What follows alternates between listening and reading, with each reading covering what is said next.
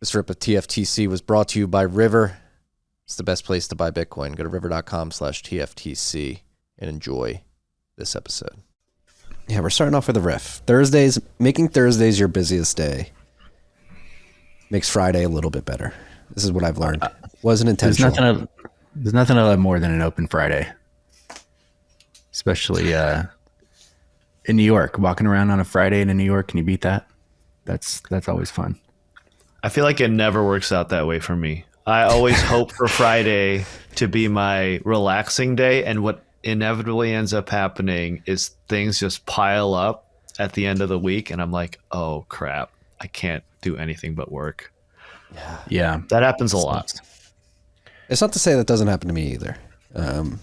But without fail, and I've known this because we have Rabbit Hole Recap on Thursdays. Do another podcast on Thursdays sometime now, this Thursday, mixing in a TFTC episode. I just know going into the week, all right, gotta make it to and get through Thursday, and then Friday will be that much better. My jam is I have a calendar that I just called block. And sometimes I just have to physically block out the entire day so nobody books anything. It's the only way to ensure that I have an open day to myself. Yeah. It works pretty well. But speaking of Fridays in New York, I had one a few weeks ago. Oh yeah? During the halving. I was in New York for the halving.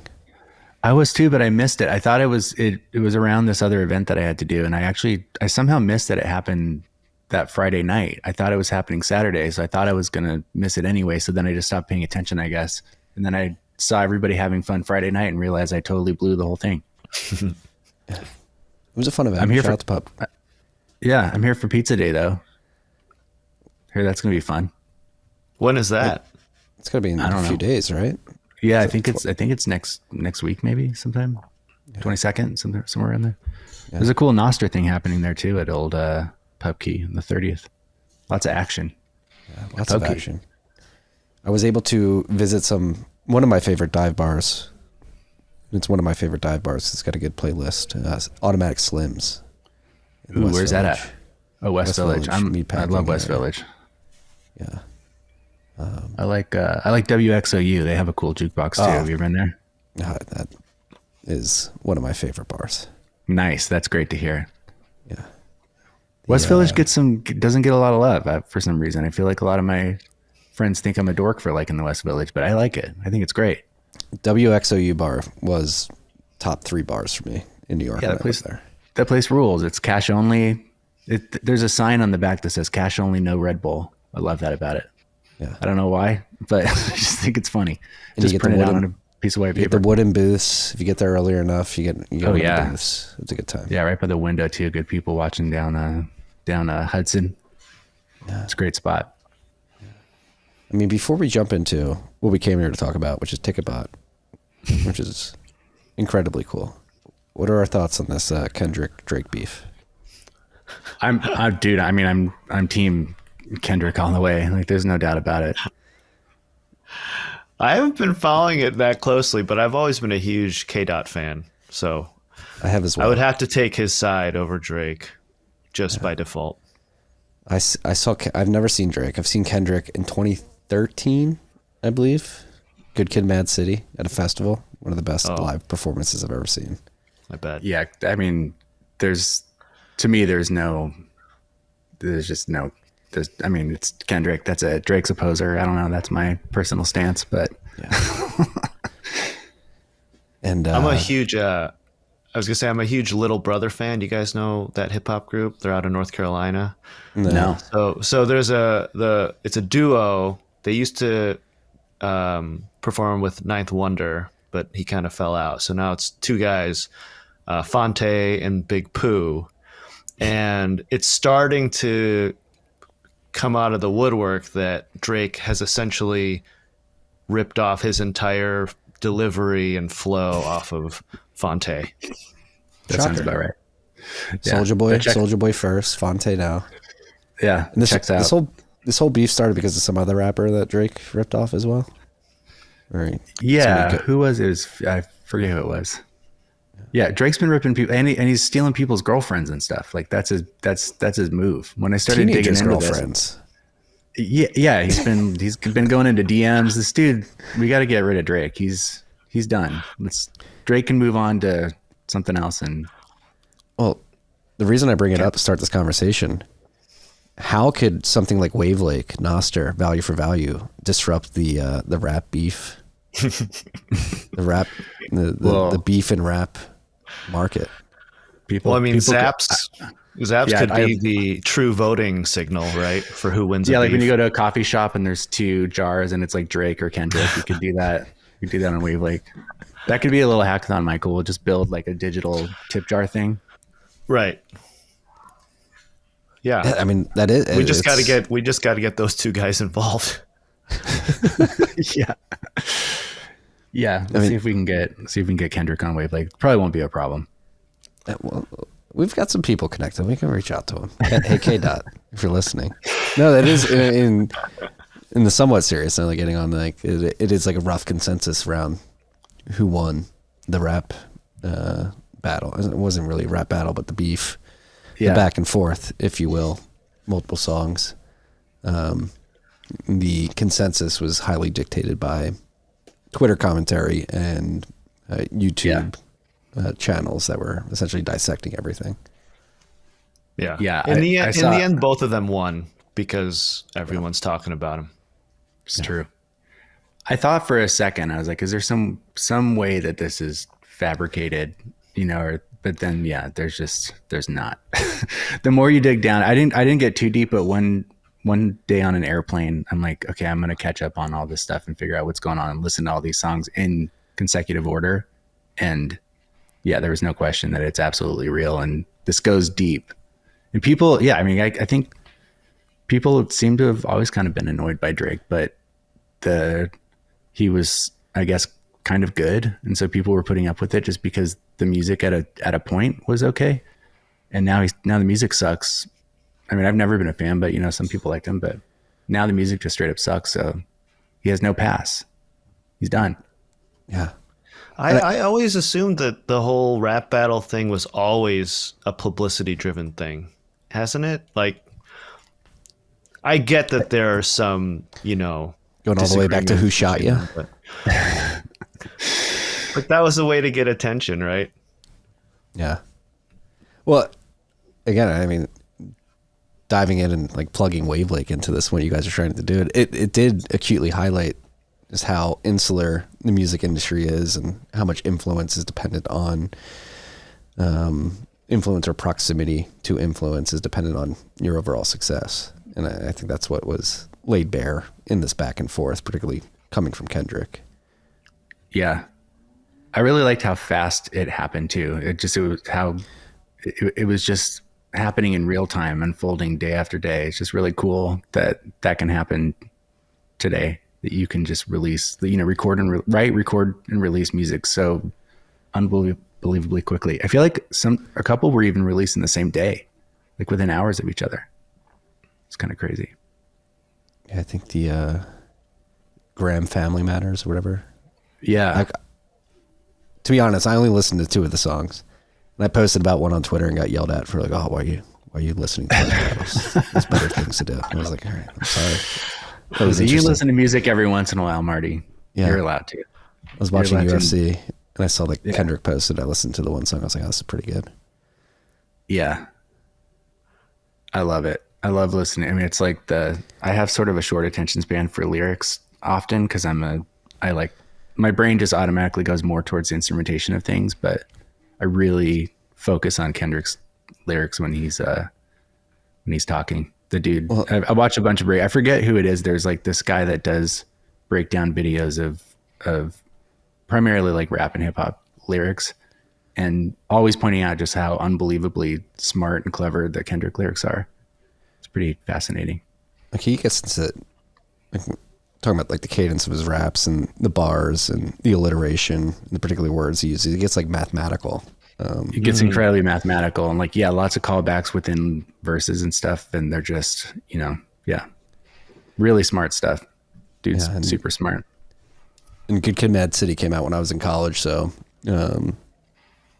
very memorable album for me. And I think that's one of the best American biopics that's ever been written. in an album form. Just how he described life in Compton, and it was a story throughout. Very creative way to piece together an album. Yeah. Yeah, that's a great one. That was the first one for me. I love that one. This episode was presented by River. River's the best, most secure place to buy Bitcoin in the United States. Go to river.com/TFTC, set up an account today. You'll be able to DCA into Bitcoin without paying any fees. You'll be able to give people Bitcoin via River links. You'll be able to send and receive Bitcoin over the Lightning Network, and you'll be able to set limit orders. If you want to buy Bitcoin at a particular price below or above where it is now, you can set orders to buy Bitcoin when it hits that price. Go to river.com/TFTC and set up your account today. This trip was also brought to you by our good friends at Unchained. Unchained is building a financial services platform for a Bitcoin standard. They have over 7,000 clients that are securing over 90,000 Bitcoin with 12,000 keys on their platform. Their platform leverages Bitcoin's native multi-sig properties. Their cornerstone product is their Vault product, a 2 or 3 multi-sig Vault, which allows you to hold 2 of 3 keys in a multi-sig quorum. That gives you full control over your Bitcoin. They also have an IRA product, a lending desk, and they're rolling out a bunch of other products, including an inheritance protocol and sound advisory. So go to unchained.com, set up a call with their concierge onboarding team today. Tell them that TFTC sent you and use the promo code TFTC at checkout. Unchained.com. I love music. I love music of all kinds. It's just so cool. Music is such a bonding thing, isn't it? Isn't it cool to come on I don't want to, this isn't a Bitcoin podcast anymore. You talk about all kinds of stuff, but it's cool to just be able to connect with people on music. That's the most fun part about it. Yeah, my wife and I went out to with a bunch of other Bitcoiners last Friday night to an album release party for a smaller artist here in Austin. It was just a really cool experience going to God, what the heck, small venue all the way down South Congress. There's probably about like 150 people there, and the artist Scott played his album. It was just really cool to be in that environment. It was like a honky tonk bar. That's fine. An artist releasing his album, $20 to get in the door, drinking ranch waters, listening to good music that's not mainstream. It's a good. I feel like the album listening party is coming back. I've been noticing that a lot. I mean, maybe it didn't completely go away, but that was a thing a while ago, and now I feel like it kind of fell off the map for a while, but I've been seeing a lot of that.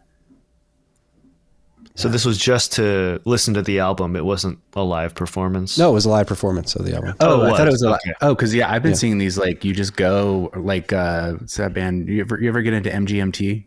Oh yes, I've been on a big MGMT kick. Okay, cool. Yeah, Little Dark Age Radio has been my go-to radio station. I love that band, but they did a whole run of just like, you just go and listen to their record at a record store and hang out, and they had some fun stuff. It was really cool. Yeah. I think they even did some at movie theaters, and I just think it's a cool idea. You know, fans get together and listen. Yeah, that was how I heard Radiohead's Kid A for the first time. I was in college in Madison, and there's a beautiful old theater called the Orpheum, and it was like a record listening party, and people just sat in the theater basically in the dark with a looping video on the screen, and like all heard Kid A for the first time, which was really weird. Like the first time you heard it. Mm-hmm. I mean, for me, it was like, what? This is the band that, you know, was singing Creep a few years before, and now they were doing like weird avant-garde prog rock. But that was a really cool experience. I just flashed back to the first time I heard that. I was standing outside of someone's car, and they're my friend's car, and they're like, you have to hear this weird ass Radiohead album. It's like, what is this? Well, I'm having flashbacks to driving in the car with my dad in Philadelphia growing up when like Creep originally dropped in the 90s, and he was young. He was in his 20s at the time. We were in the car, but that guitar riff, that like he would get he'd like turn the radio all the way up and get jacked up for that. He was like, wait for it. And it was so cool when you could listen to the real one too, and not the radio edit, because it was a little grittier, more explicit. Mm-hmm. Yeah, a little more explicit. By the way, one of Patrice O'Neal's best, it wasn't even a joke. He was on a radio show talking about Creep. It's just like, the epitome of like white people hating themselves. That's amazing. Music, man. All right. It's powerful. It is. It really is. It's incredible. Yeah, Sam and I have gotten into some deep conversations about bands and stuff in our couple of years of working together now, and yeah, I mean it works out because we're trying to build this music service, so inevitably we end up geeking out about this kind of stuff. Well, it's like that story I just told about the my dad in the car. I have many songs where I can have flashback memories of time with my dad in the car, just because music, I'm able to connect that moment with the song that was playing at that particular point in time. Like there's literally something psychological about that. Yeah, that's where music started for me, was riding in the car with my dad, like road trips, buying cassette tapes and stuff, we had family that lived in Oklahoma. So my dad and I would just drive there for a couple of days, and it's like a 16 or 18 hour drive or something from Arizona. And yeah, I mean that's like a little listening party for yourself. It used to actually just like listen to an album. That's an art form that's being lost, but it was so fun to just sit there and discover like the Beatles and the Beach Boys and all kinds of cool, my dad's music, but now it's mine. Now I love it. But yeah, it is cool how much of an impact those early years of your life, you really do remember. Like I can almost see it, like close your eyes for a second. You can just picture driving through the desert, listening to like Joan Baez or something. Yeah, we had the albums in the car, The Who's Greatest Hits, Supertramp's Greatest Hits, Soundgarden, Black Hole Sun. Wow. Diverse. What else did we used to get into? Pete Yorn. Pete Yorn. Love Pete Yorn. Michael, were we just talking about Pete Yorn not that long ago? Or is that someone else? We have before, yeah, but not recently. I have a great Pete Yorn story. I saw Pete Yorn live at the House of Blues in Atlantic City before it went under. I was 16. I was a massive Pete Yorn fan at the time and had the opportunity to meet him, and I completely just muffed it. I was like 16, so nervous. Like, oh, hey, what's up? Hey, Pete. Yeah. That's cool. I worked at a hot dog stand at the Jersey Shore, and that was one of the albums that I would put on. Like when I got the aux cord, I'd be like, all right, we're putting Pete Yorn on. Yeah, that's that cool. Actually, that reminds me, I worked as a lifeguard through like the second half of high school and first half of college. So naturally, like we're listening to stuff on the speakers during our shifts. And the guards that were a couple years older than me were all into Jimmy Buffett. Like they were huge Parrot heads. Yeah, for sure. Had never been exposed to any of that Margaritaville type stuff. And man, that stuff those songs are seared into my memory from sitting on a guard chair for like weeks on end through the summer, listening to Jimmy Buffett. I don't know if there's a better place to listen to Jimmy Buffett than on a lifeguard chair. That's kind of... it kind of made sense. Yeah.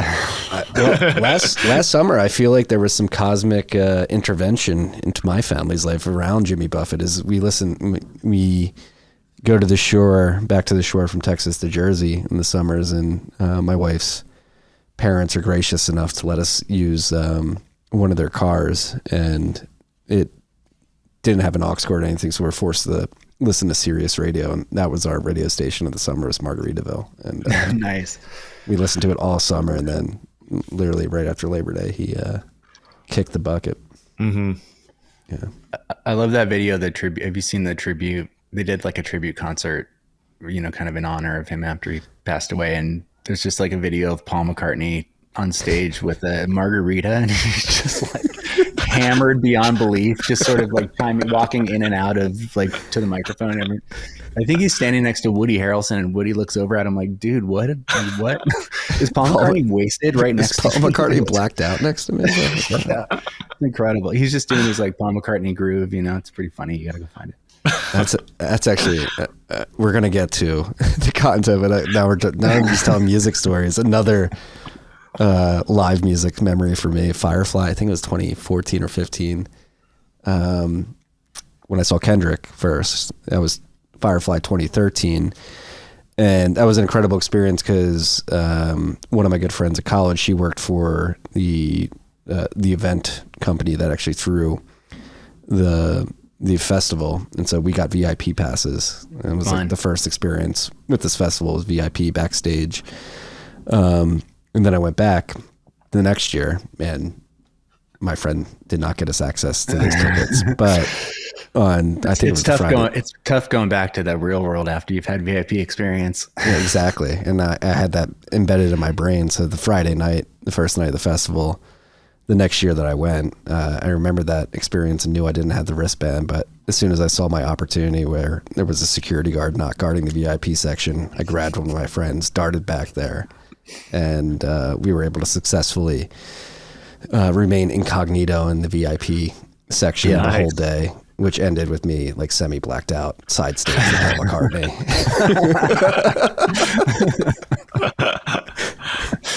That's amazing.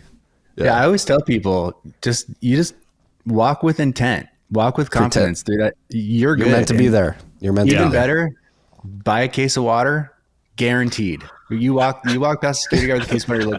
Look, man, I got water. He's just go. This guy's got water. He's fine. It works every time. Man, yeah, I've finagled my way into many shows just doing that. Just walking with a case of water. No, not with a case of water, but you can literally just walk through. You realize that like most of those security guards just really don't care. They don't care. They truly don't care. Yeah, like they don't want to. No one wants to be confrontational. Occasionally you'll find the guy that does, but maybe I have a thrill of sneaking into places. But another great concert, September 2009, Blink 182 at the Susquehanna Bank Center in Camden, New Jersey. Thought I bought a fake ticket from a scalper. Oh no. Got denied. And then quickly just like walked 50 yards back and then just like walked in. Nice. As people were flooding in. That was a great concert. Weezer opened for them. Oh dang. Yeah. The first two concerts that I like went to with my friends, like by myself without any parents, it was, I think it was Weezer on the Pinkerton tour, which is my favorite album. So that just like locked that into place for me for the rest of my life. And then I saw Blink 182 on the Dude Ranch tour. Oh shit. Yeah. I'm that old. So yeah, it was pretty great. Yeah, I think this was like one of their first concerts back from one of the times that Tom went AWOL. And yeah, they had already broken up and got back together, but yeah. This was like pre-Travis Barker, Blink 182. I think they still. Oh right, he wasn't Scott. Their original drummer. No, that's right. Well, I want to hear more about this scalped ticket. Oh yeah. How'd you get scammed? That's so weird. I've never heard of that happening before. Yeah, when you're 18 and drinking underage in the parking lots of Camden, New Jersey, there's many people who are looking to take advantage of you. Saying, hey, I got a ticket for you to get into the concert. And you hand over some cash and they give you a fake ticket. And you get to the door and they're like, this ticket's fake. And then you have to improvise, turn around, and then just bum rush the entrance. In hindsight, how bad of a ticket, like how bad did it look? The ticket. I mean, at itself? that point, like this was 2009, so that was when you were literally printing out like a piece of paper with a QR code. Yeah, you didn't have an Apple Wallet. No. Right. Yeah. So pretty legit. I mean, if we got time for one more bad music story, when I was like 16, my friends and I, there was like the Arizona Republic it still is the main kind of newspaper in Arizona. And we made some fake press passes that said we were working for like the teen section of the Arizona Republic. And we just went to Kinko's and laminated them. But to make them more legit, we cut out the hologram from a baseball card and just stuck it on the bag. And it worked. We got it. Like we got into like 2 festivals. We got into Rage Against the Machine and U2. And then the very last time we used them, it was at another Rage Against the Machine, and Foo Fighters were opening up, and we were getting real ballsy. Foo Fighters was opening for Rage? Yeah, and we were getting really like cocky with it because it worked so well, and so we went for a sound check, and we were sitting in this amphitheater. We were the only three people just sitting on the stage watching Foo Fighters sound check. And at the end of the sound check, this security guard came and got us, and he was like, "You guys got to come with me." And he brought us backstage, and Tom Morello from Rage Against the Machine was standing there, and he's like, "What are you guys doing?" And we're like, we're with Arizona Republic teen whatever. And he's like, "No, you're not. What are these?" He's like, "What are these passes?" He's like, "Did you guys make Topps hologram?" No, he was like, "Is this from like a hockey card or something?" And we're like, "Yeah." And he's like, "Get out of here." And he's like, "Do you guys need tickets?" And we're like, "Yes." And he gave us tickets. He put us on the guest list, but he's like, That's "You guys so got to cool. get out of here. Don't come back until tonight." But it was super cool because we thought we were like dead meat, and then he was actually really cool. Tom Morello, called out by Tom Morello. I mean, we were Raging Against the Machine. What's he gonna do? Like we're Yeah, it's true. Yeah, Yeah. Like, we're young punks. We're gonna break in. We want to see you guys play. What are you gonna do about it? I don't want to assume any thoughts on the current state of Tom Morello, but it is pretty interesting how Rage Against the Machine has. I think it's become a story of die a hero or live long enough to see yourself become the villain. Yeah, you never know. You never know how things end up with as people get older. Maybe some things change. I haven't kept up with Tom Morello though. I'm not really sure. I mean, That guy's at. my dad was a massive Chris Cornell fan, and so his time at Audio Slave. Yeah, Listened to a lot of Audio Slave as well. I never saw that band, but that was like the bass player from Rage was in that, or was bass player and the drummer from Rage were in that band too, right? I thought Tom Morello was, yeah. Oh, was it Tom Morello. Morello? I can't. They had so many side bands. What was that? There was that Tom Morello band too with like Chuck D or something. Wasn't there like a Public Enemy crossover? Yeah, that I don't sounds know. familiar. Is that I can't remember it though. Did I make that up in a fever dream or something? Yeah, I don't know, there's something like that. No, that sounds right. It totally sounds right, but I can't remember it. I gotta make sure I'm putting out good information here. Yeah, that sounds accurate. I know there was a band at least where a couple of the dudes from Rage were in Audio Slave. I feel like at least that bass player, for sure. The guy that, oh, never mind. Yeah, he was in Audio Slave. All right, good. Okay. Good fact checking, Marty. Checks out. Checks out. Sorry, it's hard when you start telling stories because you can go down many rabbit holes, many different types of shows, festival shows, Yeah. huge I stadium could- shows, Yeah. theater shows.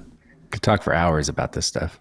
Sam's last got thing- like touring stories too. He's gone on the road, and I've heard a couple of those. They're pretty Road fun. Dog. We do our waveform podcast, and sometimes it's like, what are we going to talk about? We try to, and then we just end up, talking about whatever. And then an hour goes by, and it's like, oh, I guess we can just talk endlessly and bore people about music. Or last week, I think we talked about Toast for 20 minutes. I don't know how that happened, but That was my fault. That's what I had a good buddy, one of my best friends from college. He was in a pop punk band, Knuckle Puck. He was actually the replacement. I remember that band. Yeah, he was their replacement bassist, and they went on tour. And apparently, they were massive in Japan, so they went on like a Japan tour. And the That's the stories from dream. that. One of my best Knuckle Puck stories when they came to New York. When I was living there, they played at Webster Hall. It was the only and first time I've done a stage dive. Which was at the Knuckle Puck show. Nice. Nice. I've never done a stage dive, but in my old age, I've been wanting to. I've been going to these shows with my kid, and they're like, pretty rowdy punk shows, and I'm just like, I feel like I need to while I still can. I haven't done a stage dive yet. I feel like I still have a window of time where I can embarrass my daughter and stage dive at the same time. It'd be really fun, but I haven't done it yet. How'd it feel? It felt great. Did they catch you? They caught me. It wasn't a drop. I mean, pop punk band. I mean, audiences. Yeah.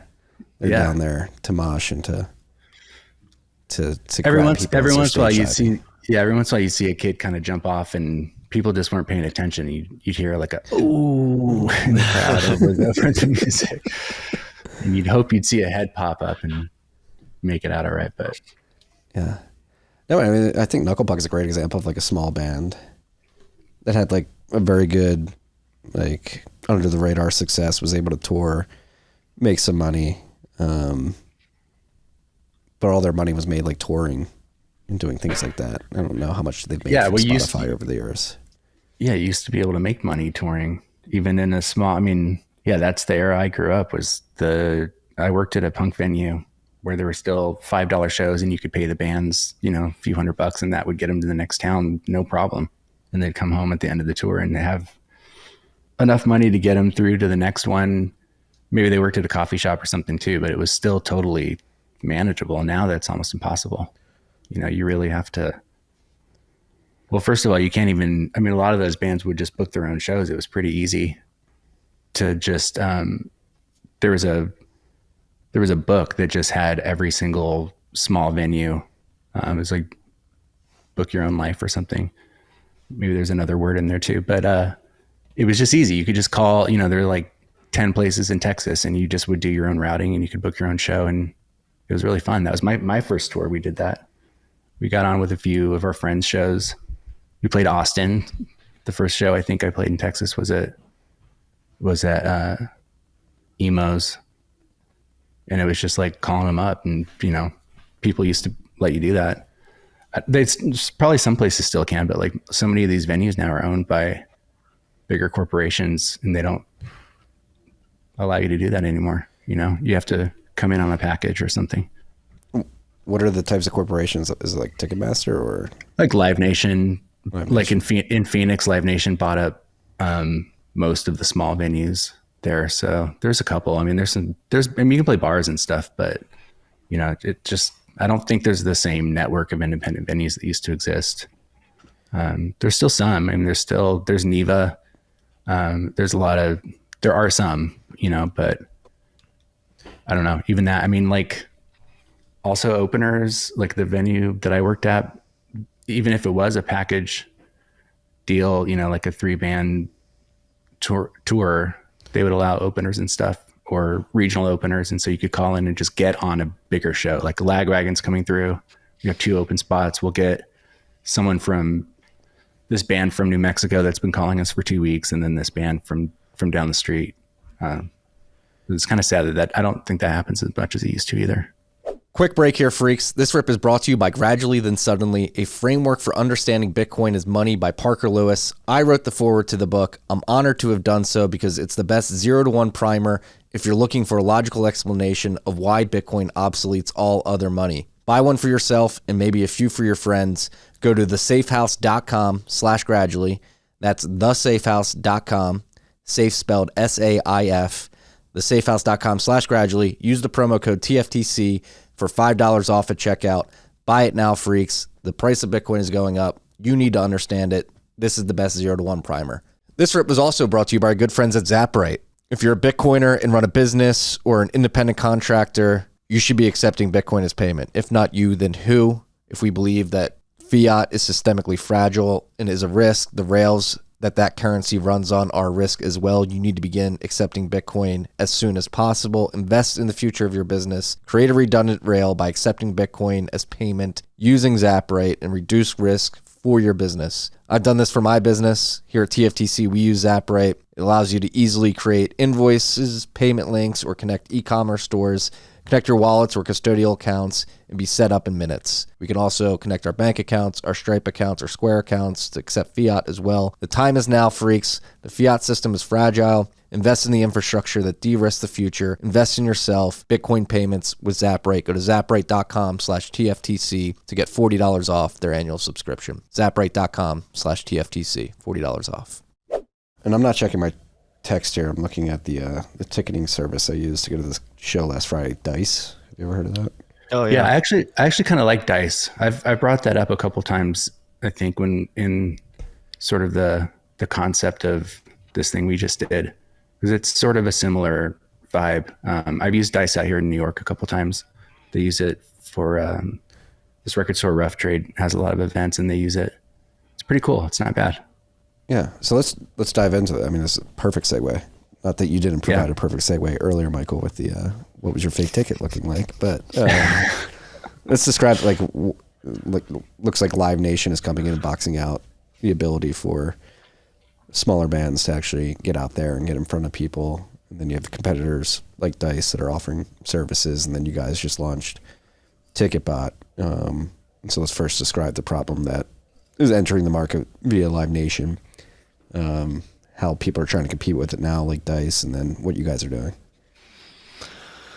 Yeah, that's a lot. I mean, I would say the monopoly of Live Nation and other ticketing agencies like that probably spans even beyond just small artists. It probably affects large artists too, but in different ways. So like in the case of Taylor Swift, we all heard the stories about fans not being able to get tickets because scalpers were buying up all the seats and then going to the secondary market and selling them at exorbitant prices.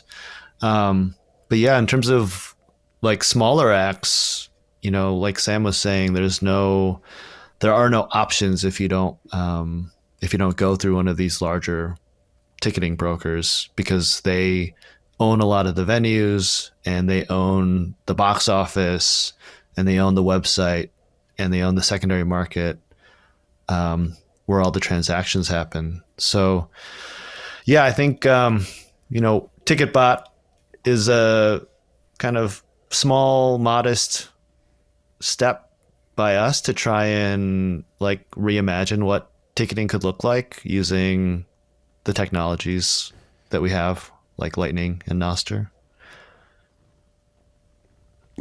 Yeah. Yeah, but this has been like I reference this every once in a while, but this video just keeps popping up. It's like a video of Kurt Cobain in probably 94 or 95 or something. And I think he was on MTV, and someone tells him, I always forget what the show is, but he's talking about how someone's like, can you believe the tickets for that show are $50? And he's just like flabbergasted. He's like, what? Who would ever charge $50 for a concert ticket? And now, like, for some shows, especially, higher price tickets, fees can exceed $50, which is totally nuts. And Michael referenced the secondary market. To me, I feel like that's where these ticket companies are probably going to get in the most trouble, is that they're buying. They're starting, they're buying the companies that are the secondary markets for their tickets. So, there's even some question. I feel like some Double dipping. places have been busted on double dipping. And that's one of the oldest tricks in the books for venues. Like venues used to do that. They would have scalper tickets, promoters. It was like a promoter trick. The promoter would buy 100 tickets and then scalp them out in the parking lot and not tell the band. And, that was that. That's where that idea kind of originated from, I would say. But it's pretty messed up when, like, I was telling Michael the other day, my daughter wanted to go see this band play, and it was just a theater show. It's not, it's like, I'm sure it should have sold out. But the ticket on the resale market was like $36. It was a cheap ticket to begin with, but the fees were $20 on a $36 ticket. And that's because you were paying the premium, you were paying for the resale so that the ticket reseller made some money and the person reselling it made the money. So in some cases it could have even been triple dipping. Like if you think about it, like if they're selling the tickets, they could hold tickets, get fees on that, get fees on the second. I don't know. It's just crazy. Like I think the whole thing is getting so convoluted at this point. No one even knows what to do. People just, we're talking about like a decade old problem. It just keeps getting worse and worse and worse and worse. And the price of tickets are going up. And so that allows the fees to get even more absurd. Because if a ticket's now $250 or sometimes, you're going to like a Taylor Swift show or something, it's like $2,000 or more. Yeah. Then it's not that weird if the fee's $150, because it's a $2,000 ticket. But if you really stop and think about it, that's actually totally nuts. Well, like shifting this like a Bitcoin or adversarial thinking systems mindset, is the core of this problem like Sybil attacks in terms of like bots just being able to Sybil a ticket sale as soon as it's live, acquire them, or not even bots, maybe it's the ticketing companies themselves doing this? I mean, that might be one. Yeah, that's probably one avenue of attack where it could be bots. It could be, I mean, there could be just, scalper farms where they just have a bunch of people with like 90 browser tabs open and they're just waiting to pounce to get the first run of tickets. But yeah, I think it, like I was saying, I think it goes a lot deeper than just an issue where, there are people out there just trying to make a quick buck by buying a ticket and then turning around and selling it at a higher price. I think, I think it's like every step of the process is now owned and operated by, a large entity, a single entity.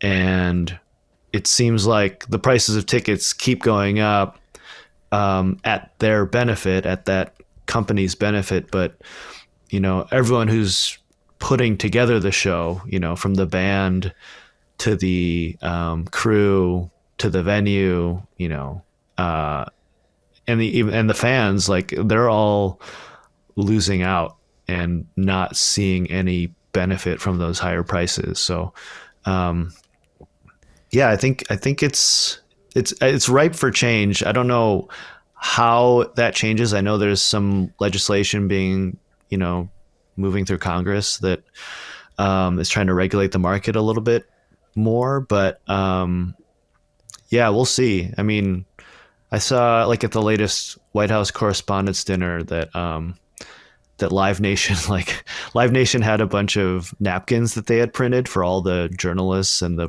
politicians that were at the event.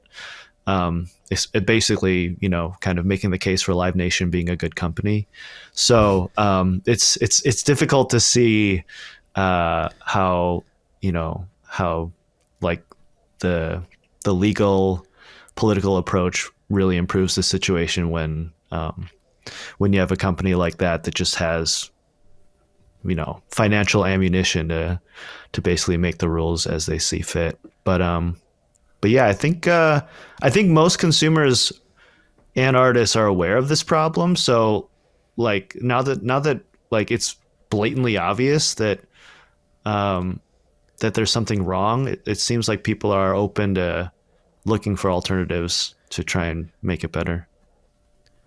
Yeah, it's almost poetic. It's like quite literally a gatekeeping problem where you have a company really putting a gate between the audience, the venue, the artist, and charging like a toll, an obscene toll to get into the experience. And it's again just like thinking about the whole experience, the audience connecting with the artists and the venue, creating an environment for the artists, and you have something that should be mundane, the ticket to get you access to that experience, actually controlling the whole thing. Yeah, and there's other elements too. I mean, there's a huge this is nothing new, but like merch cuts within the shows. That was a thing typically that started. I mean, that started because just bigger venues.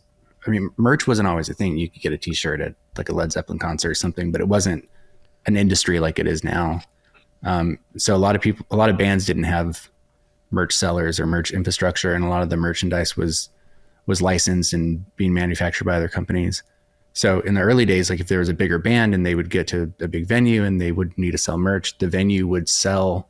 They'd have a staffer and the venue would sell their merch and they'd take a cut of it. And then over time, they're like, oh, we can make some money here, and that was fine, I guess, for the venue. I always sort of rebelled against that, and any deal I ever had with a venue, we just had a pretty strict rule, like we won't play a venue if there's a merch cut. But it's gotten so bad now. I mean, talk about double dipping and triple dipping. Live Nation owns the venue. They own the company that's promoting the show. So they're getting the promoter cut, they're getting the venue cut, they're getting the rent, and they're getting, parking. And then they're taking upwards of like sometimes 30 to 35% of the merch cut as well, which is like, that's the lifeline for most artists, especially small artists. So, I mean, think about like a small band, opening on a tour that's opening up for a bigger act. They're also having to give those large merch cuts to the venues. And they're following in a van, they're following a bus tour in a van and having to do these long drives and, keep up with everything. And if you're ultimately taking that away from them too, I mean, that's like, it's more like a lot of people just think it's the tickets, but it's like, it's so much more, there's just all these layers. It's always every single time the band that ends up getting screwed. Like they've dreamed up all these different ways to make money. And in every single situation, the band makes less money. And the fan pays more.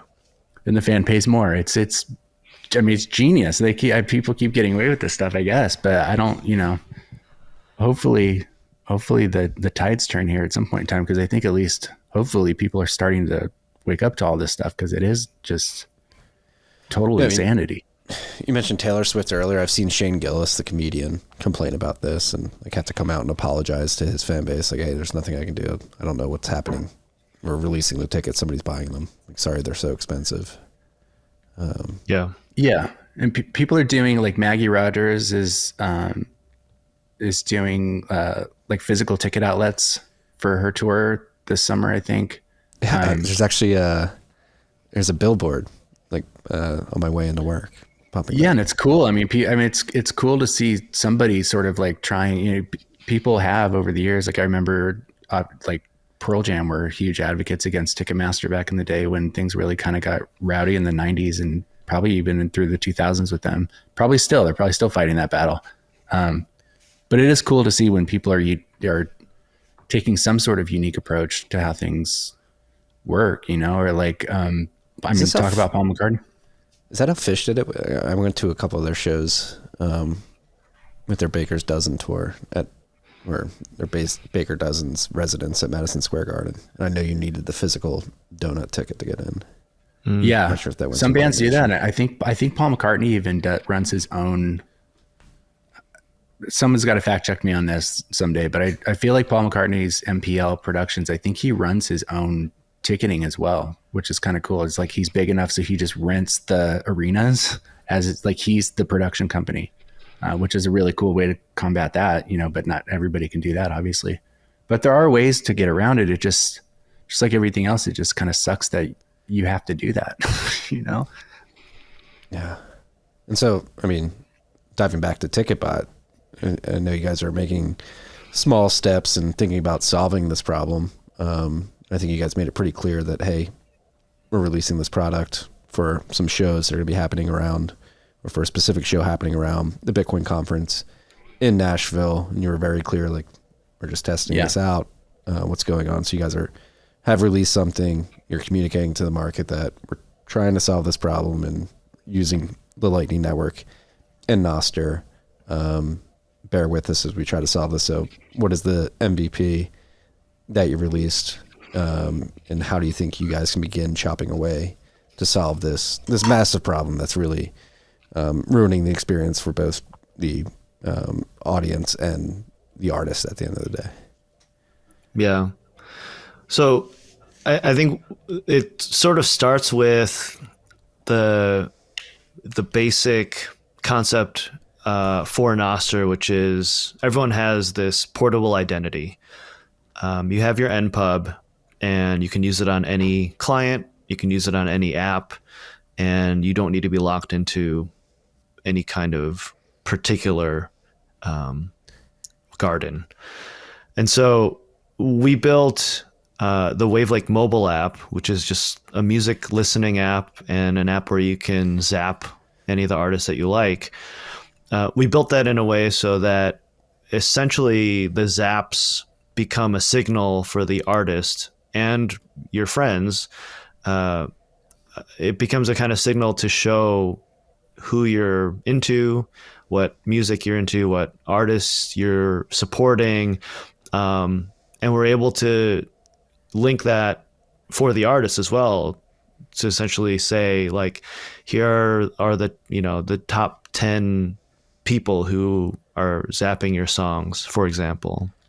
So that's something that we're still developing in terms of making music sharing, discovery, and zapping more of a social experience.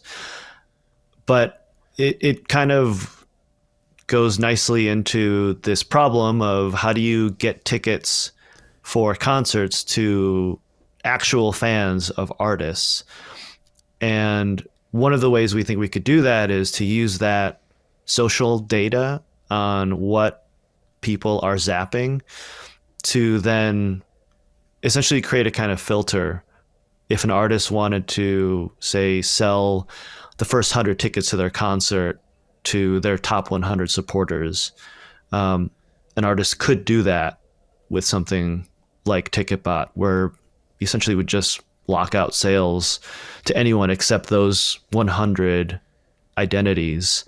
And then once, some amount of time passed or those tickets sold out, then you could open up, the next batch to another group of listeners and so on. So the way we designed the Ticketbot tool was to try and just make it as Nostr native as possible. So it is just a calendar event that we stuck a fee on.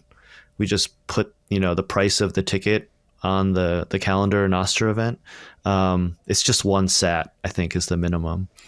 And essentially, if you zap that note, that calendar note, our Ticketbot agent sees it, issues the zap request to the user, or the payment request to the user that's zapping the note. And then if the user pays the zap request, pays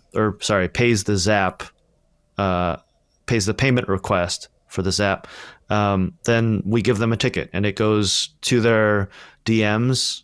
You can see it in any of the Nostr clients that support DMs. And that ticket is attached to their npub. So while right now you can only really RSVP to this Nashville event through the Wavlake app, because we just built the integration for this, theoretically any client could support it by just allowing a user to see the event and then zap it if they wanted to RSVP. Yeah. And to be clear, because it wasn't clear to me when I was buying, but the 1 sat quote unquote price for this particular event is just, you could set different prices if you wanted to, right? Yeah. We went back and forth on what to do there for this event, because there's the argument that was made of, we should make it like 1,000 sats or 10,000 sats or something. But that's in the value for value world. And it's like, do you set a suggestion? If you set a suggestion, will most people psychologically just go with the suggestion? Or if you have if we had something so low, like 1 sat, maybe people would understand that it's not just one, that you could just put in whatever. But if it was still confusing, we probably need to update the description there. But yeah, the idea is just confusing. Like, so I did 10,000 sats. Yeah, awesome. I did one sat, or I might have done more than that, but I know I did at least 10,000. But I'm thinking like the technical mechanics, like for the ticketing issuance, like does it need to be 1 sat, and then you're asked to do more as a value for value model, or can you literally just set a price and be like, here, if you do this, we'll mechanically give you a ticket? Yeah, I mean, for this event, we just set a minimum of 1 sat. So if you zap at least 1, you can get a ticket. But you could also, you could set any sort of minimum and not issue the ticket unless the zap is for that amount. Yeah. You could have an actual ticket price. And I mean, Michael was talking about something the other day that I thought was cool, that I didn't even really think would be possible, but it made sense as soon as he started saying it. It's like, even on a resale market, I mean, this is getting like way further down the road, but since that is assigned over Nostr to each identity and it's issued by one, I'm probably going to botch describing this, but you could even set like the max amount that a ticket could be sold for. So if there were to be a resale market, you could say like, hey, this is a $20 ticket or whatever the equivalent is in sats. But if you resell it, you can only resell it up to 5% above the face value. Or going a layer even deeper, you could resell it if you resell it for more than 5% above the face value, then it has to get split back with the original issuer, so that whoever Holy created the shit. ticket to begin with went back to them. So that's like way next level stuff, but that blew my mind when he started talking about that. I was like, oh my God, this is Holy shit. gonna be cool. Yeah. Yeah. Yeah, it's I mean, some of this was inspired by a lot of some of the eCash implementations that are out there for mints and federated mints. The way I understand a lot of those to operate is the mint issues you like a token, and that's sort of equivalent to some amount of sats, or it's 1-to-1. But ultimately, that mint is like the centralized authority on those tokens for that particular mint. I think these tickets could operate in a really similar way, in that whoever's issuing the ticket is sort of the central authority for that particular ticket, but people are able to interact with the issuer of the ticket in different ways. So, not only can you just buy a ticket and then the issuer gives you a ticket in exchange for that, but if you wanted to sell that ticket to someone else, like Sam was saying, the issuer of the ticket could actually burn your old ticket and then issue the new ticket to the person you're selling to, and tie it all together using your identity. And then also, on top of that, create rules like you can only sell it for 10% above face value. And then because, the idea is we want to be working with artists on this, we could say like, yeah, if you sell this for 10% over face value, like the artist gets 90% of that, that increase, for example. Things like that, I think. There are a lot of possibilities, and it's exciting. The other thing that's cool too is the idea of creating a split on the ticket itself. So you're not even having to wait for that. Like the split could be issued to everyone involved. The promoter can get the 15%, the artist could get their cut, the venue could get their cut. I mean, everything could be split in real time, just like we're doing with music. There's really no difference. Yeah. You just would have to set up the infrastructure for it. Well, that's what I was just going to get at. And to think about like trying to do this via Live Nation, not that they would, but just running through the hypothetical, like for that split to be possible, you'd have to have the venue set up an account that's connected, like a traditional fiat bank account or Stripe account, whatever it may be, connect it, do all that. But with this implementation, it's literally just spin up a Nostr private public key pair, attach a lightning address to it, and then put your MPub in, and you're in. Yeah, it's gonna be on the venues, I think. I mean, there are other people that are way more qualified to talk about this than I am, but like in my experience briefly as a promoter and selling tickets through e-commerce for punk shows and stuff,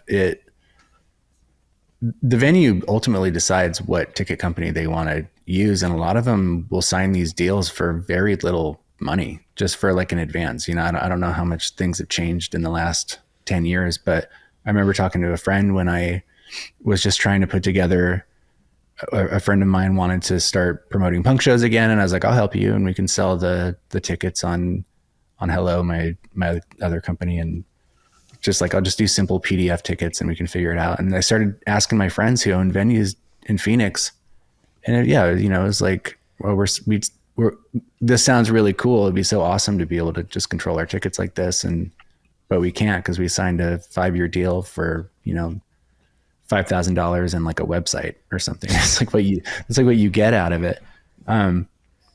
But this just like the merch problem with touring and ticketing with venues and most other problems, is it's going to take action. People are going to have to actually do this. And the bright side here is that there are plenty of event sites. There's Eventbrite, there's Meetup and things like that, where anyone can just issue a ticket. That's not like it's not that that's the problem.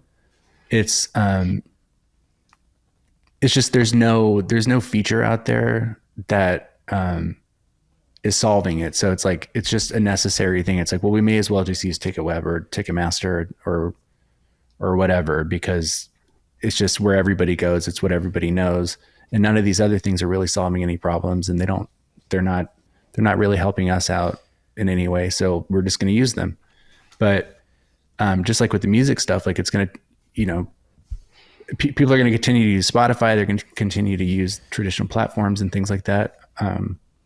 But some people won't. Some people will start to discover Wavlake and some of these other concepts. And when those things start working for them, I think it'll start a trickle effect that other people will see, and other people will take action and just start to decide like, hey, maybe this is the better path to take. Like, we don't have to do this necessarily. And I think in order for Ticketbot to work, or something like this really to work, venues are going to have to get on board with it, you know, and hopefully they're able to, you know. I mean, there's always going to be independent venues, and if some of them take a stance and just decide not to use these bigger ticket companies, they'll have a better option. Because in the past, there have been other options. Like, there have been a friend of mine had a ticket company that was really cool and very fair, but then it just got bought. You know, that's what ends up happening, is you will get sort of like a cool solution, but then it just ends up getting gobbled up.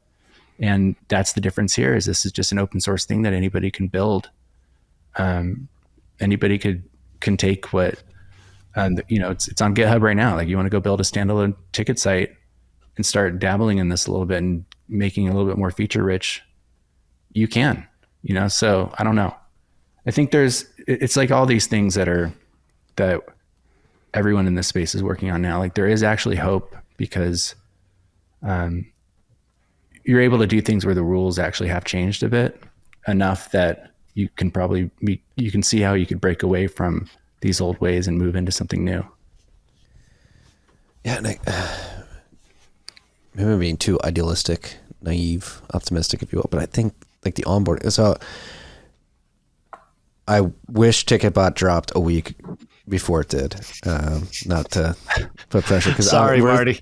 we're throwing a live event in Nashville. Matt and I, Rabbit Hole Recap, in collaboration with PubKey, and I don't know if we could get the venue on board. I'm pretty sure Thomas, particularly from PubKey, could convince the venue to get on board. But you can see it, like that would have been like, for the beauty of Nostr too. Is like, we're a podcast.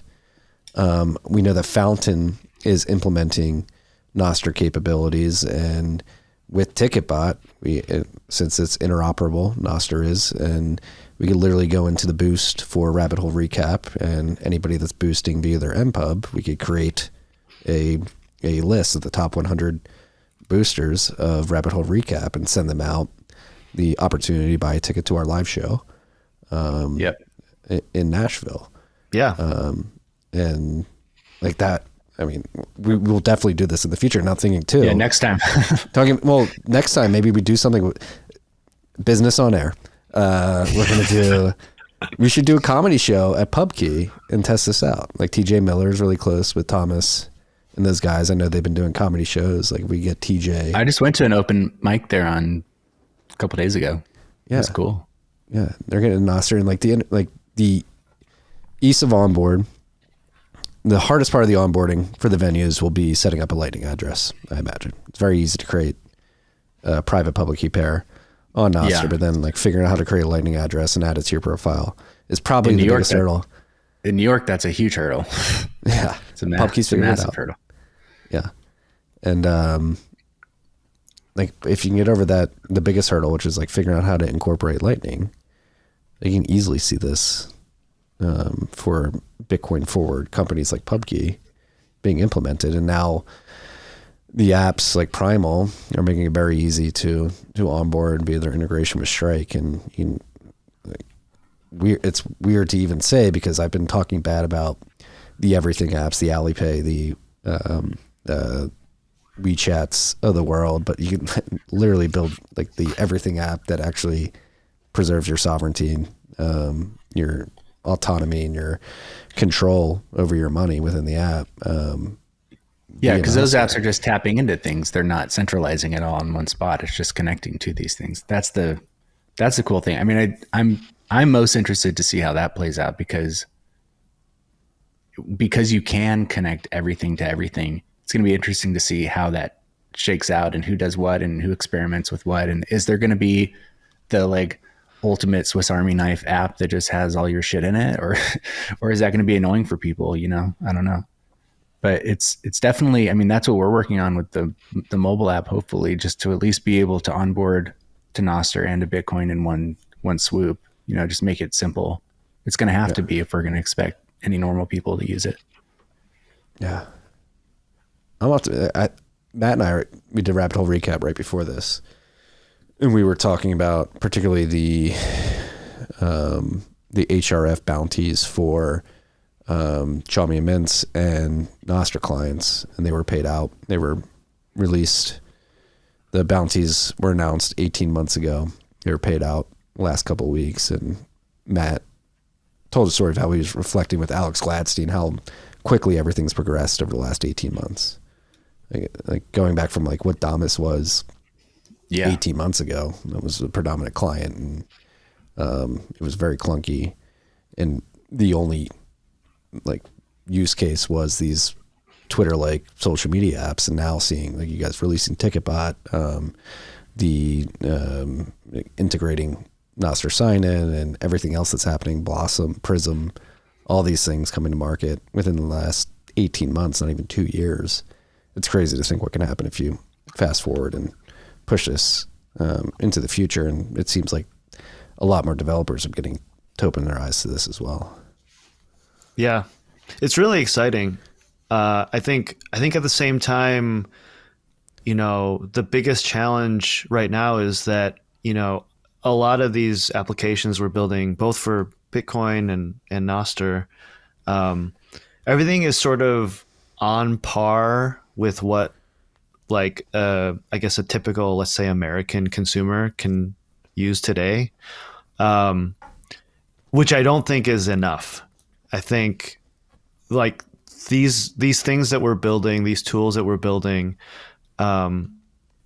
need to be better, need to have a significant advantage over what people are using today, whether that's, you know, just frictionless payments, or whether it's being able to, you know, speak freely or connect with whoever you want without any sort of anyone deciding who you can and can't talk to, whether it's, you know, being able to find music without, you know, a centralized algorithm telling you what you should be listening to. I mean, all these things, I think we were able to improve on with these tools that we have. So yeah, I don't know. I'm just hoping we can keep pushing these products and experiences in a way that makes them just a better alternative to what people are already using today. Because that's to me, that's the adoption sort of, I don't know, the way to promote more adoption of all of this is just it's got to be, you know, way better for people. I think it's the identity thing is it's what, you know, being able to take your identity and own your identity and take that anywhere is really what's going to turn heads when that starts happening. At least when I'm explaining it to people, that seems to be the thing that perks up their ears the most.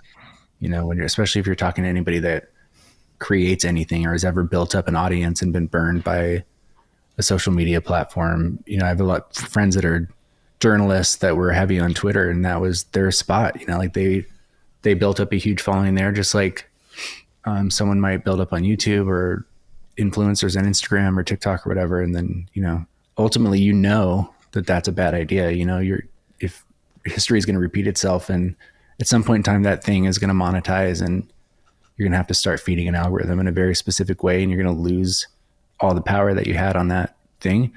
You know, hopefully this wave can keep going so people have enough time to see the potential of building up an audience. But again, it's going to take action. People have to stick through it. I mean, it's tough.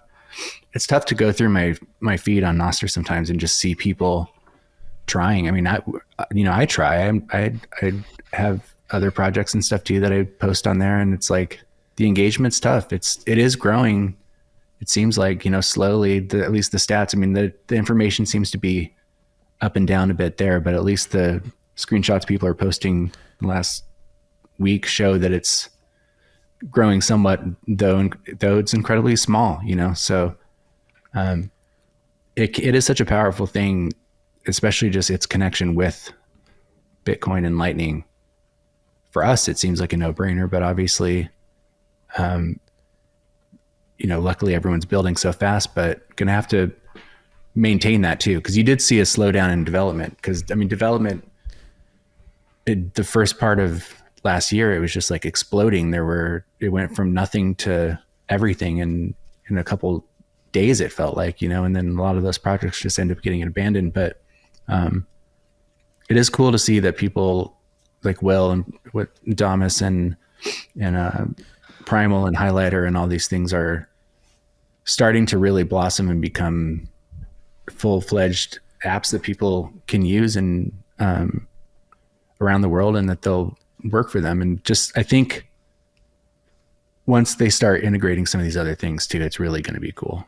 That's going to be something that's going to be a head turner for people as well, when they can interact with their music, or they can buy a ticket, or they can do one of these other things. Maybe it's not, I'm hoping it's not done in an annoying way, but it would still be cool if you could just buy a ticket on a note, directly within a client, without it having to be like a full-fledged ticket service in it. I think that'll be the cool part of the interoperability between the features. Going back to what you were describing earlier with the Xiaomi events, Michael, it seems like that would be possible if you could just have a button on a note and you were a mint that issued X amount of tokens representing X amount of tickets, and whoever pays the invoice, the claim, the first token, you dock that out. It seems like a simple accounting thing. I think it's possible. Yeah, definitely possible. Yeah, I think that's like the real unlock. I think, there's these sort of use case specific applications that are being built on Nostr right now, like whether it's social or in our case music, or like Highlighter, I think is a really interesting application as well. But I think it's once all those things start linking and sort of playing off of each other, like Sam was saying, once you have that portable identity, and then you have sort of this plethora of ways that you can use that identity to interact with everyone on the internet and interact with all these services. And, something we've thought about is like seeing your music feed like in a regular Nostr client, or seeing social feeds in a music client. That's just kind of the tip of the iceberg, but you can see how that could be really powerful. I don't know if it opens up like that all-in-one app world, or if it's even something better than that, something that we're kind of not imagining fully just yet. Yeah. I'm sensing are we in a trough of disillusionment with Nostr? I'm in a place right now where I think it still has a ton of potential. I think it still has a lot of potential. And I think, maybe like generally speaking, we are kind of in a trough where development is tapered off a little bit. There isn't that like fever dream hype, mentality that's surrounding it. But it seems like all the fundamental pieces are in place, and it's just a matter of like grinding away, polishing, and like really honing in the user experience around it for it to be able to do what we think it can do. I think that's what it is for me, is just knowing how much potential it does have. It's going to be so disappointing if it doesn't maintain some, catch some steam somewhere and start working. Cause it really, for us, it may seem like we were sort of jumping pretty heavily into Nostr, right out of the gate. Cause we launched in January 23, and that was just, we had nothing to do with Nostr. And then within a month it was like, okay, I think we have to start thinking about this. Cause the main reason for that is because it enabled so many of these things that we thought we weren't going to be able to get to for years. Like, the idea of being able to do a ticket or even the mobile app, we weren't going to do a mobile app. Really, that wasn't really, at least not now. But it just started making so much sense that we were just thinking about the social potential, like future social elements of this. And then it's like, oh man, we can make this app, and then we can make the app social, and then we can sell tickets, and we can do live streaming, and we can implement merch, and all this stuff just works together. This is exactly what we were dreaming of, and it's here right now. So I think it's mostly just like, being cautiously optimistic is a good term I like using a lot in my life, where you don't want to jinx it. Like, you have a good thing, but you also are a realist, that it's going to take time, and it's going to take action. It's going to take adoption, and people are going to have to, if anything's going to change, people got to believe in it. I mean, it's like Bitcoin's been going for how long now, and it's like, luckily there are enough people to just weather the storms over the years to get us to where we are today. And it's going to take, if we're going to change the internet, like, cause I don't really think of Nostr as a Swiss Army knife thing. I just think of it as like how the internet was supposed to be. Like, you're supposed to be able to interact with things exactly how someone would describe the future of Nostr. So it just seems like such a no-brainer, but people have short attention spans. That's the problem, so. Yeah, they do until they don't have the luxury to have short attention spans. I mean, that's something I've talked about behind the scenes with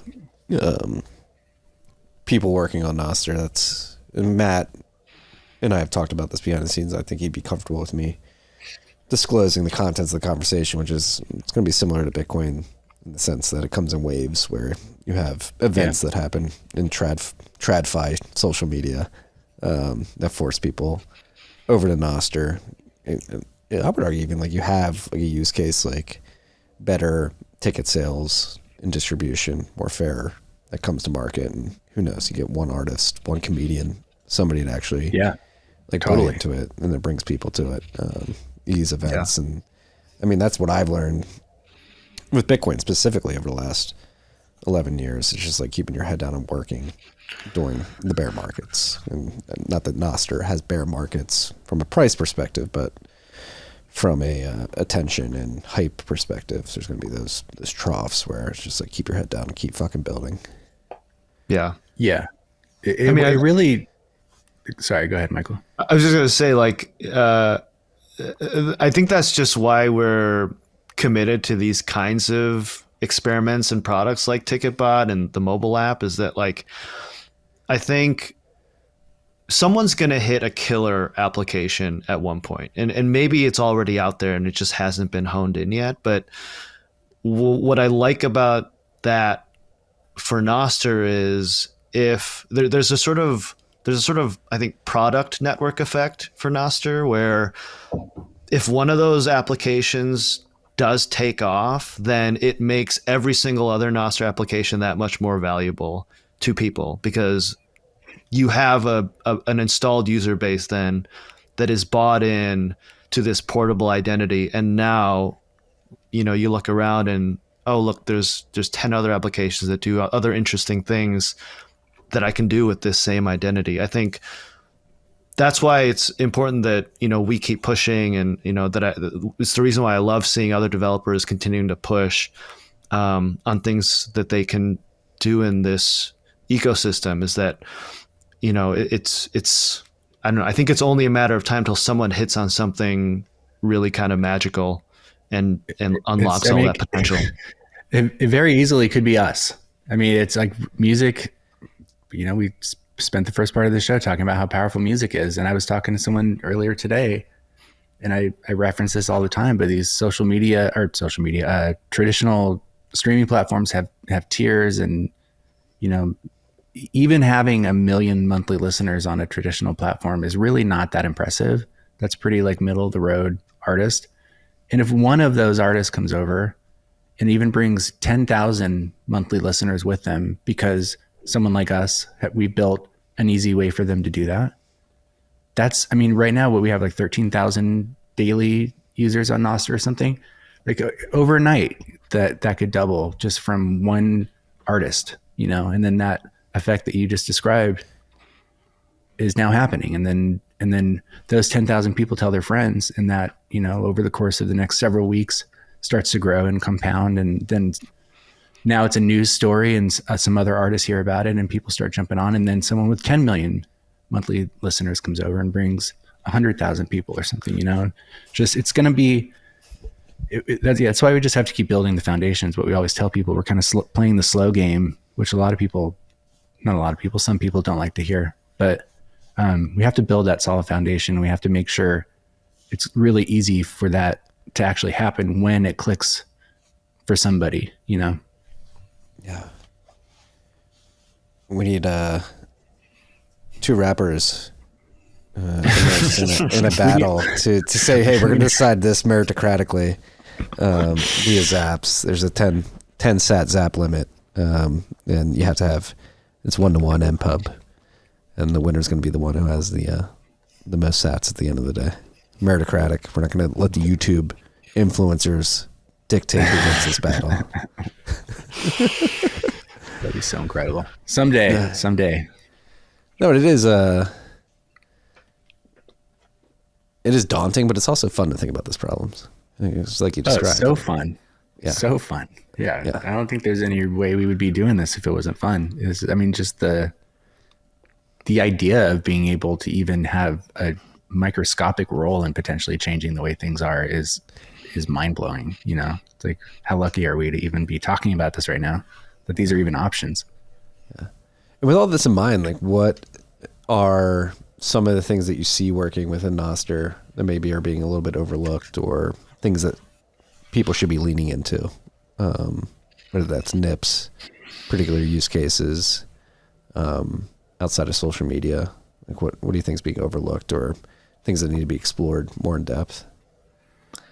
I mean, I brought up highlighter earlier. I think that's a really interesting application of Nostr that I don't think has been fully exploited yet. I think, and you know, not for a lack of work and development on it, but I think I don't know. I just don't see as many applications of that particular feature being used much as I would expect. Anybody who's unfamiliar of highlighter, what it is, how would you describe it? Highlighter, as I understand it, is essentially a way to like tag or bookmark something that you find interesting on the internet. It can be anywhere. It can be a blog post. It can be a link to, you know, a site. It can be like a particular line or paragraph of an article. And it essentially is an event that describes that particular piece of content and allows you to share it to anyone on Nostr. And then people can, you know, zap you for it if they like it too. And it can, you know, gain visibility that way.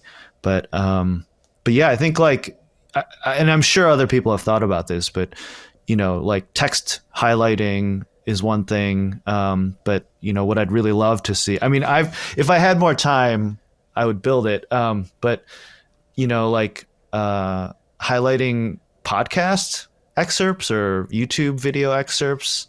I think podcasts are probably the best use case because podcasting is open. So, you know, if I wanted to highlight, like, you know, the 2-minute story about Marty buying a scalp ticket from someone back in the day and share that out, like, you could pretty easily do that in a Nostr highlight, and just clip out the 2 minutes of the podcast where you were talking about that. And then I think a client could easily be able to show that to a user and share it to everyone. That's just like, you know, one example, but yeah, it seems like a great way for people to be able to share content. Yeah. Yeah, I think it's... I was trying to think of what was the one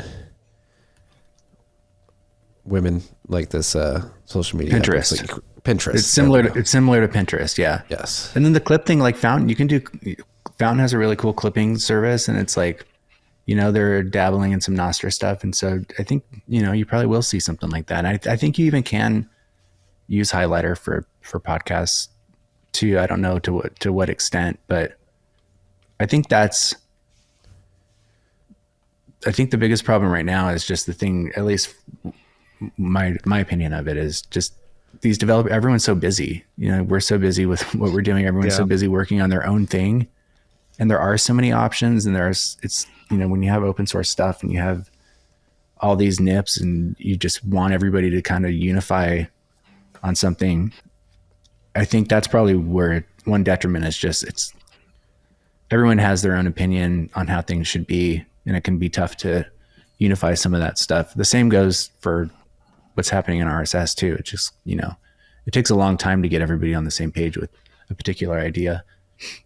But I would like to see more social clients just implementing basic stuff, like our embed. I don't understand why every single Nostr client doesn't have our Wavlake embed in their feed. It's like such a basic thing that you would want, I don't know. It just would be cool to see that. There's lots of stuff like that, but being able to I understand.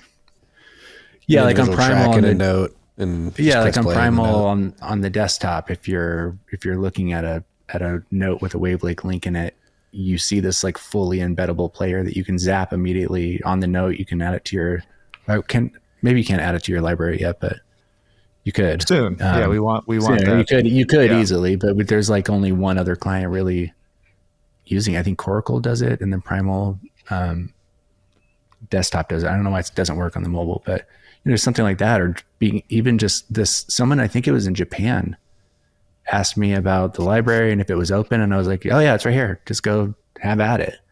And they were working on a couple days later, like send a note, and they had a full music player happening. It's like you click on something, and then a music player popped up in the bottom as you're just scrolling through your feed, and it just starts playing. It's like it's so easy to do stuff like that, to just add these additional features.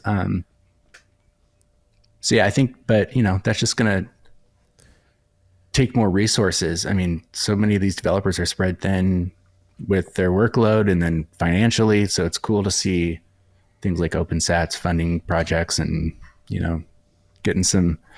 keeping these guys, keeping food in the mouths of these developers. 'Cause it's tough out there. Yeah. Yeah, it is, just having you walk through all this is like, and again, it's open source project. So based off what you both just said, it's like, is there like a spreading too thin problem that Nostr hasn't? Is it even a problem? Is it just the product of working on in-nation protocol? Yeah, it's a symptom of just having all the options. It's like if you have all the options, that's how it started. It was like this explosion where everything has to be a nip and everyone has to do everything just because you can. I mean, that's something I used to say to my wife all the time. She'd be like, "You should do this. You're really good at that." I'm just like, just because I can doesn't mean I should. I can curate. You have to like curate your life, like to optimize it for you. And I think that's one trend I'm starting to see, which I think is ultimately great. Starting to see developers be like, "Okay, guys, let's cool it with the nips here. Let's start to get on the same page with some of this stuff, because it's just will be impossible at a certain point." Yeah. Yeah, it's there. You can feel it. It is magical. Like buying the ticket was magical. I was like, "Oh, I have my ticket." It's so fragile. That's the hesitation. Is like, because it is there and you just want to be like, "I have it. Don't screw it up." Like, it's here. It is here. We have to like be very careful with this. Like we're walking it like a plate through like I don't know. You just got to keep going. I don't know. I think for you guys particularly at Wavlake, I think at least from my arm's length observation of what's going on in the ticketing industry, in the music industry, comedy, like I think people, the artists, the comedians, or artists, lumping them in together, are getting to the point where, I mean, again, going back to that Shane Gillis tweet, I know he was genuinely pissed off that like his fans couldn't get access to his tickets at a reasonable price. And he just had to throw his hands up, be like, sorry, there's nothing I can do about it. Yeah. Yeah, that's unfortunate. And I mean, on that point, we do have a live event. Let's talk about the positives. We sold some tickets. Ticketbot works. I've got my ticket. All right. We're gonna Looking forward to it, man. We're gonna be congregating in Nashville. I think our events seamlessly roll into each other. Yes, we end at 7, and you guys are start at 7. Yeah, both on the 25th, right? So I mean, if you're in Nashville on July 25th, you get your whole day planned. You pop into Industry Day, you walk around, you shake some hands, and then you go see Marty. Then you pop over and you see our show. Can we show our show for a second? Yes, please do. Ainsley Costello. Joe Martin, Ainsley Costello, Just Loud, The Higher Low. And go RSVP on the Wavlake app if you don't have it yet. We didn't have a Wavlake app last time we were on this show, I don't think, right? So go to app.wavlake.com and download that thing and RSVP for the show. It's very easy. It's going to be a great night. It's going to be a great day leading up to the so conference. Fun. Yeah, dude. I'm excited. Very excited for the change of pace. Yeah, and we should have copies of the Bitcoin record at that event too for people to buy if they're interested. Well, the other thing, I mean, Wavlake Radio. I have been playing around with that. That is a cool user experience as well, being able to curate. Hopefully you weren't playing around with it yesterday. It was broken. What happened? Was not playing around with it yesterday. It fully stopped working. Yeah, it's working now though. It's good. Yeah, we made some changes, broke a few things. I mean, you have like a live chat, and you have people competing to get their songs in the playlist to the top. That's one thing. That's like the experimenting with these interactions, these incentive systems. That's the stage we're in, and it's been incredible to watch how you guys have been developing it and really not being afraid to experiment with different things. Like, I think for Ticketbot particularly, that could be like, imagine if I was able to, like, that Dice, instead of going to Dice, I was able to just go into Primal. Like, plug into Ticketbot. That's exactly the hope. Yeah. I mean, we have a lot of these ideas floating around. Tickets for a while, merch for a while, other things as well. But that Nashville party just gave us a really good excuse to get off our butts and build a ticketing system. I wish you launched it a week earlier, because we would have had 2 back-to-back Ticketbot events. That would have been really cool.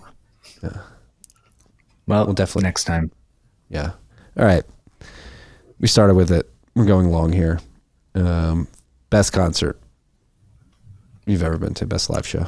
Oh, I mean, I'm going back to that Weezer show in '96. That was like life altering. I was in the front. I was being, like held together by bodies, just sort of, what that's like when you're just not even, at some point in time, you look down and you're not even standing on the floor anymore.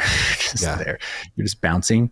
That was, I mean, Weezer's gone a bit off the rails lately, I would say, but that album is one of my favorite records of all time. So to be able to see that tour was really cool. Yeah, I think mine would have to be David Bowie. I saw him. You got to see Bowie. Yeah, I saw him on, what was the album? I think it was the Hours tour. That was the most, I don't know. I mean, Bowie is kind of like an alien from outer space. And that performance, I've never seen anyone carry a room like that in my life. It was like hypnotic the way he performed. Awesome. I got to put my money on David Bowie. Yeah. And he What hasn't about said you, a word. Marty? Well, before we get to me, he hasn't said a word, but I'm curious, since we're asking around Logan, what was your favorite live show of all time? What is your favorite? I've been to very few. Oh, God damn it. Probably the one time I went to ACL, it was the only time I was like right in the front of something. And what was it? I don't even remember He the doesn't name. even remember. It was one of the first people at the beginning of the day. One time I accidentally fumbled into a concert. That was the best one. So many. It's hard for me. That Kendrick one was really good. I've seen Red Hot Chili Peppers like 4 times. They've always been really good. Nostalgic reasons. I saw Guns N' Roses, Fat Axel, probably like 7 years ago, and they crushed it. I went in with, I think it was the best concert because I went in with the lowest of expectations. They absolutely crushed it. They played The awesome. Seeker by The Who during their encore. Played all the hits.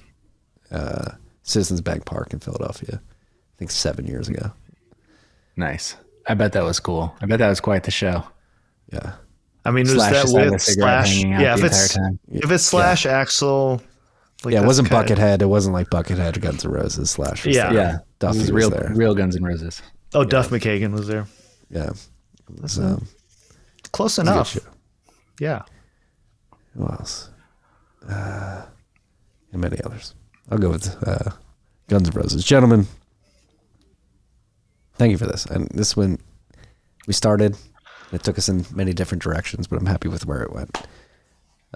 This is fun. Thanks. Yeah. Thanks for having us on again, Thanks for Marty. having us. Really appreciate it. As always, the support is very appreciated. No, I think what you guys are doing is incredible, important, and I think it's going to work in the end. I think you guys are on something. We're going to get there. We're going to get there. We're going to push through. Whatever it takes, we're getting there.